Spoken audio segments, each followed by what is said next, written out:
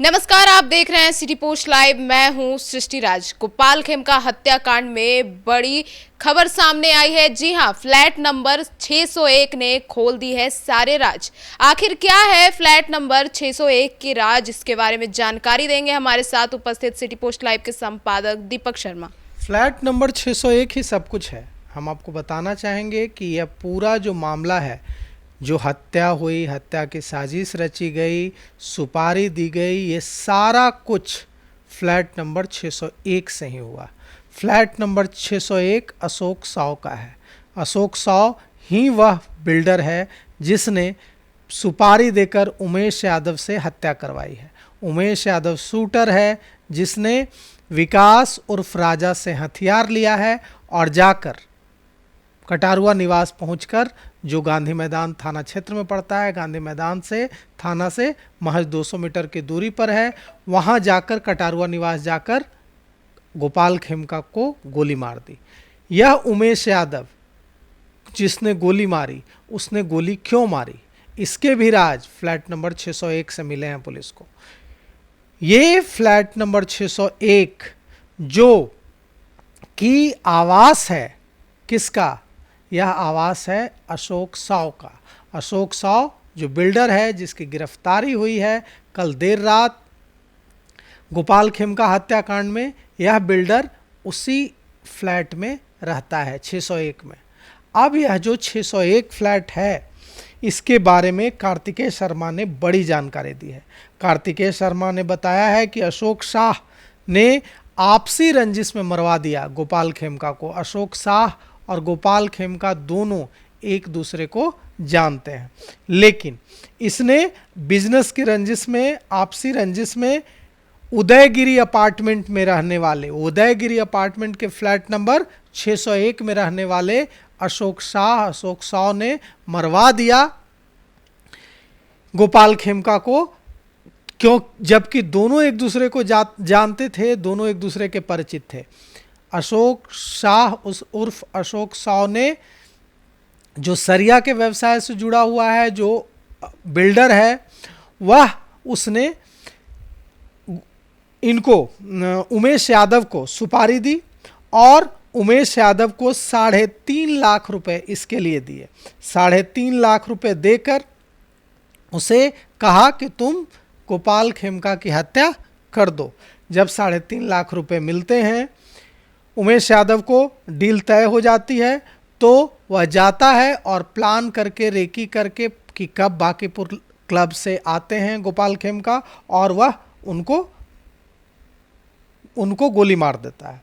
अभी पटना पुलिस की विशेष टीम ने क्या क्या कार्रवाई की है, इसके बारे में संक्षेप से हम आपको जानकारी देते हैं। संक्षिप्त में, पटना पुलिस सबसे पहले शूटर उमेश यादव, जो पटना सिटी का रहने वाला है, उसे उठाती है, उसकी स्कूटी बरामद करती है और वह हथियार भी बरामद कर लेती है जिस हथियार से गोली मारी गई है। इसके बाद शूटर उमेश यादव से पूछताछ करती है। जब शूटर उमेश यादव से पूछताछ करती है पुलिस, तो शूटर उमेश यादव घुमाने लगता है पुलिस को, इधर की बात उधर की बात, लेकिन किसके कहने पर उसने हत्या की, क्या मोटिव था, क्या मकसद था, यह नहीं बताता है। जब पुलिस सख्ती दिखाती है तो वह टूट जाता है, और टूट जाने के बाद तब फिर वह जानकारी देता है। क्या जानकारी देता है? कि अशोक शाह उर्फ अशोक साव, जो सरिया के व्यवसाय से जुड़ा हुआ है और जो जुड़ा हुआ है बिल्डर के कारोबार से, और जो गोपाल खेमका का परिचित भी है, उसने उसे 3.5 लाख रुपए दिए और 3.5 लाख रुपए की सुपारी देकर कहा कि गोपाल खेमका की हत्या कर दो। उसके बाद गोपाल खेमका की हत्या कर दी जाती है। अब जब गोपाल खेमका की हत्या कर दी जाती है, तो पुलिस के हाथ कोई क्लू नहीं होता है। गोपाल खेमका के परिजन भी कुछ नहीं बता पाते हैं कि हत्या की, क्योंकि उन्हें क्या पता कि किसने इस तरह की रंजिश में हत्या कराई।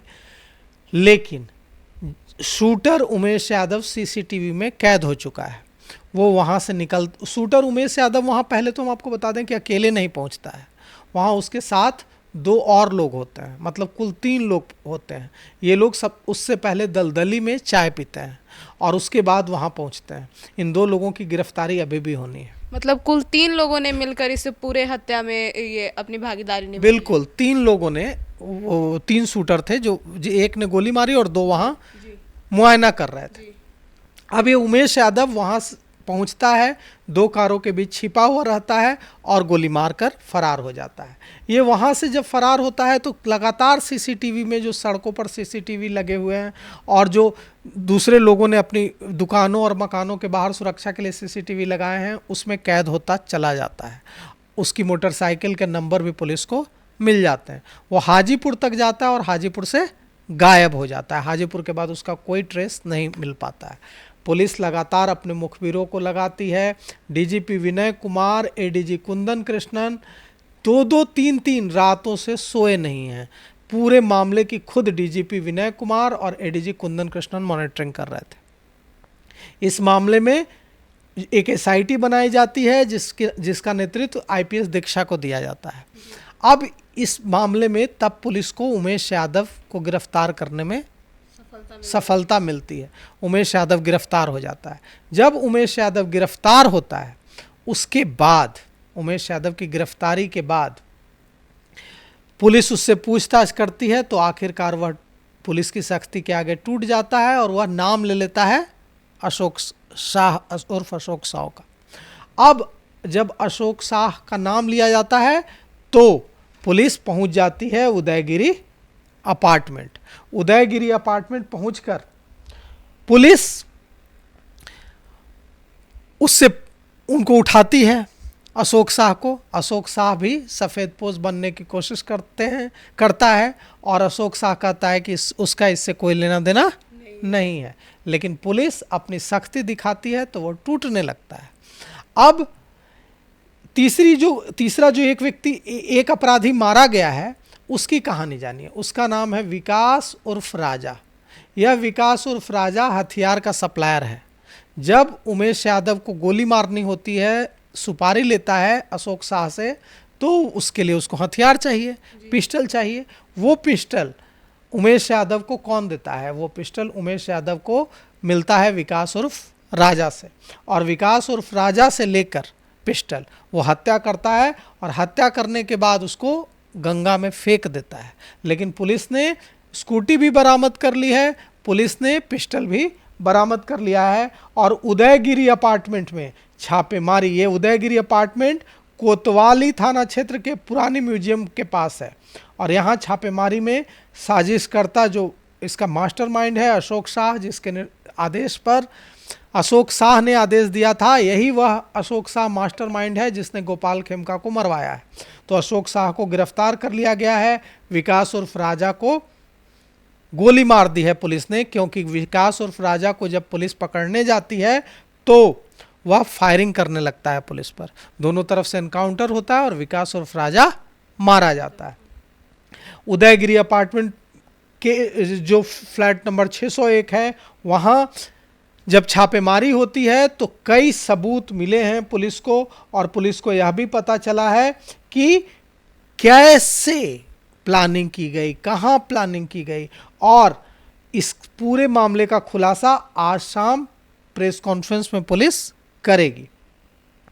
गांधी मैदान थाना क्षेत्र में इस हत्या के बाद पुलिस पर कितना दबाव था, इसका अंदाज़ा इससे लग सकता है कि 3-4 रातों से पुलिस के तमाम आला अधिकारी सोए नहीं हैं। देखिए, पटना सिटी के माल सलामी के पीरदमिया घाट के पास एनकाउंटर हुआ है कल रात 2:15 बजे राजा उर्फ विकास का।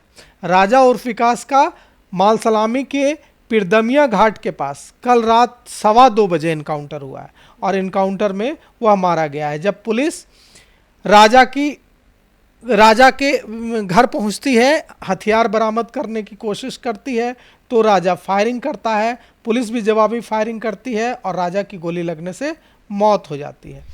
सर, तो इस पूरे मामले पर जैसा कि अभी हम जान रहे हैं कि इस केस में अभी भी 2 अपराधी फरार हैं, तो क्या राजा की तरह ही उन 2 अपराधियों की भी इनकाउंटर हो सकती है? देखिए, इनकाउंटर तो अब होगा, क्योंकि पुलिस पुलिस को, सरकार को एकदम समझ में यह बात आ गई है कि अपराधियों का मनोबल बढ़ा हुआ है।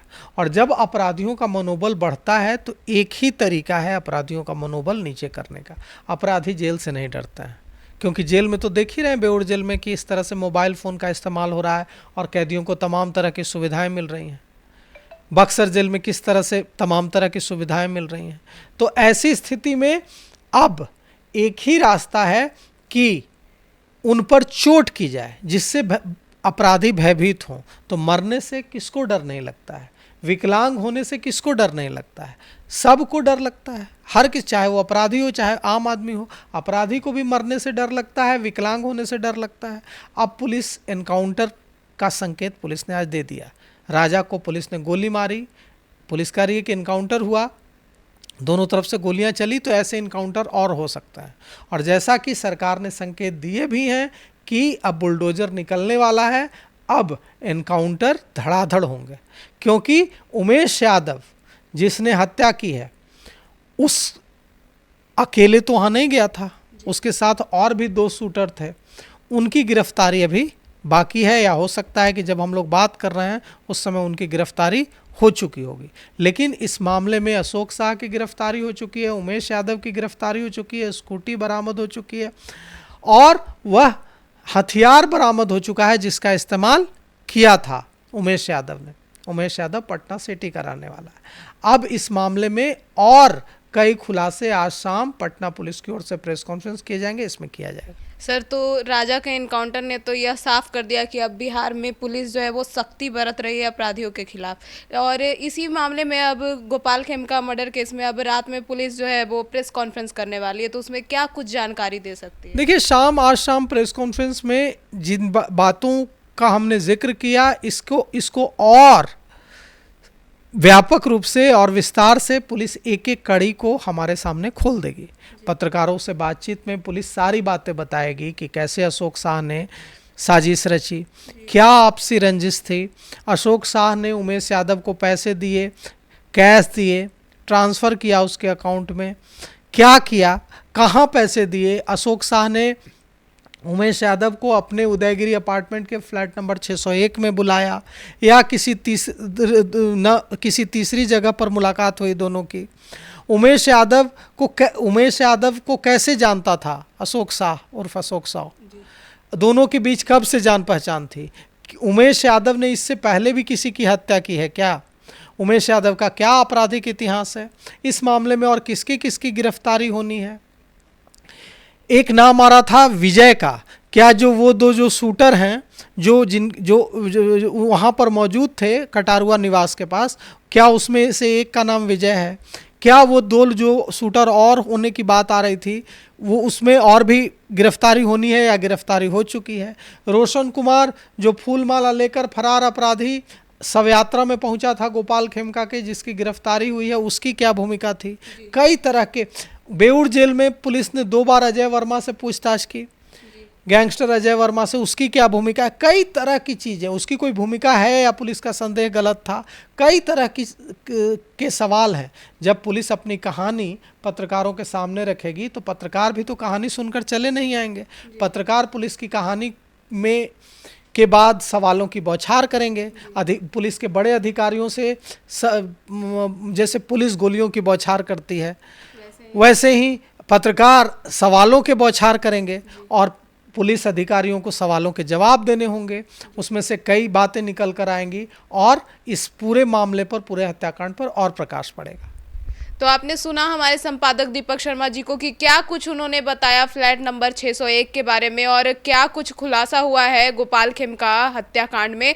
और इसके ऊपर अब विस्तार से जानकारी आज रात को प्रेस कॉन्फ्रेंस में पुलिस और प्रशासन खुद देगी और उसकी भी खबर हम आप तक जरूर पहुंचाएंगे। तो फिलहाल इस खबर में इतना ही। आगे की खबरों के लिए देखते रहिए सिटी पोस्ट लाइव। तब तक के लिए धन्यवाद।